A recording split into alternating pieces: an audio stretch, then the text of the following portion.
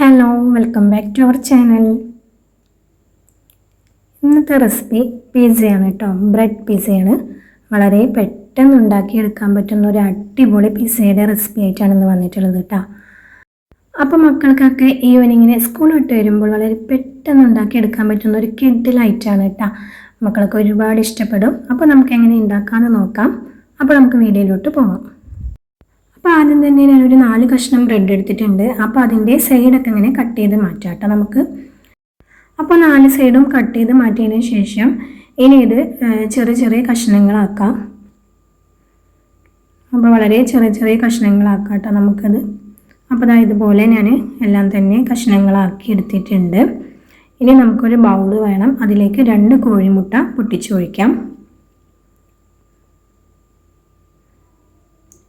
ഇനി ഇതിലേക്ക് ഒരു 1/2 ടീസ്പൂൺ കുരുമുളക് പൊടി ചേർത്ത് കൊടുക്കാം. എന്നിട്ട് നല്ലപോലെ ഒന്ന് ഇളക്കി കൊടുക്കാം കേട്ടോ. ഇനി വളരെ കുറച്ച് ഉപ്പ് കൂടി ചേർത്ത് കൊടുക്കാം. എന്നിട്ട് ഒന്നും കൂടി നല്ലപോലെ ഒന്ന് ഇളക്കി മിക്സാക്കി കൊടുക്കാം. ഇനി ഇതിലേക്ക് ഈ മിക്സിലേക്ക് നമ്മളുടെ ആ ബ്രെഡിൻ്റെ കഷ്ണങ്ങളും കൂടി ചേർത്ത് കൊടുത്തിട്ട് ഇത് നല്ലപോലെ തന്നെ എഗ്ഗിലൊന്ന് മിക്സാക്കി എടുക്കണം കേട്ടോ. അപ്പോൾ ഇതുപോലെ മിക്സാക്കി എടുത്തിട്ടുണ്ട്. ഇനി നമുക്കൊരു പാൻ എടുക്കാം. ആ പാനിലേക്ക് ഒരു അല്പം ഓയിൽ സ്പ്രെഡ് ചെയ്ത് കൊടുത്തിട്ട് നമ്മുടെ ഈ ഒരു ബാറ്റർ നമുക്കിതിലേക്ക് ഒഴിച്ചു കൊടുക്കാം കേട്ടോ. അപ്പോൾ ഈ ഒരു കൺസിസ്റ്റൻസിയിലാണ് കേട്ടോ വേണ്ടത്. അപ്പോൾ നമുക്കതൊന്ന് ഒഴിച്ചു കൊടുത്തിട്ട് ഒന്ന് ലെവലാക്കി പരത്തി കൊടുക്കാം കേട്ടോ. ഇനി നമുക്കിത് ഗ്യാസിൽ വെച്ചിട്ടൊന്ന് വേവിച്ചെടുക്കാം. അപ്പോൾ അടച്ച് വെച്ചിട്ട് ഒരു 10 മിനിറ്റ് വരെ ഒന്ന് വേവിച്ചെടുക്കാം. ഇപ്പോൾ ഒരു 10 മിനിറ്റിന് ശേഷം നമുക്കൊന്ന് മറിച്ചിട്ട് കൊടുക്കാം കേട്ടോ. ഇനി മറിച്ചിട്ട് കൊടുത്തതിന് ശേഷം ഇതിൻ്റെ മേലേക്കായിട്ട് സോസ് സ്പ്രെഡ് ചെയ്ത് കൊടുക്കാം കേട്ടോ. അപ്പോൾ പിസ്സ സോസ് ഉണ്ടെങ്കിൽ അതുതന്നെ ചെയ്ത് കൊടുക്കാം. ഞാനിവിടെ കെച്ചപ്പാണ് ചെയ്ത് കൊടുക്കുന്നത് കേട്ടോ.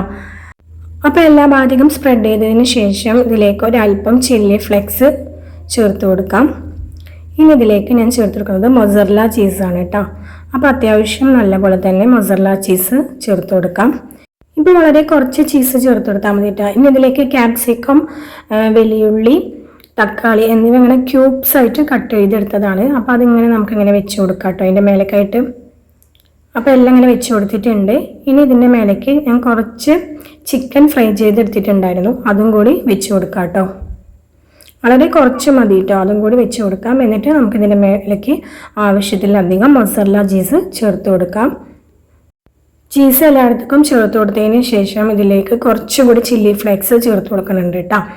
ഇനി നമുക്കിതൊന്ന് അടച്ച് വെച്ചിട്ട് ഒരു 5 മിനിറ്റ് കൂടി ഒന്ന് വേവിച്ചെടുക്കാം കേട്ടോ. ആ ചീസൊക്കെ ഒന്ന് മെൽറ്റായി വരുന്നത് വരെ ഒന്ന് വേവിച്ചെടുക്കാം. ഇപ്പോൾ അത്യാവശ്യം നല്ലപോലെ തന്നെ ചീസൊക്കെ ഒന്ന് മെൽറ്റായി കിട്ടിയിട്ടുണ്ട്. അപ്പോൾ നമ്മുടെ പിസ്സ അവിടെ റെഡി ആയിട്ടുണ്ട് കേട്ടോ. അപ്പോൾ പെട്ടെന്ന് നമുക്ക് വളരെ എളുപ്പത്തിൽ ഉണ്ടാക്കിയെടുക്കാൻ പറ്റുന്ന ഒരു പിസ്സയാണ് കേട്ടോ. അപ്പോൾ ഉണ്ടാക്കി കഴിഞ്ഞതിന് ശേഷം ഇതുപോലെ കട്ട് ചെയ്തിട്ട് നമുക്ക് എടുക്കാവുന്നതാണ്. അപ്പോൾ അടിപൊളിയായിട്ട് ടേസ്റ്റ് ആയിട്ടുള്ളൊരു പിസ്സയാണ്. അപ്പോൾ എല്ലാവരും റെഡിയാക്കി നോക്കുക.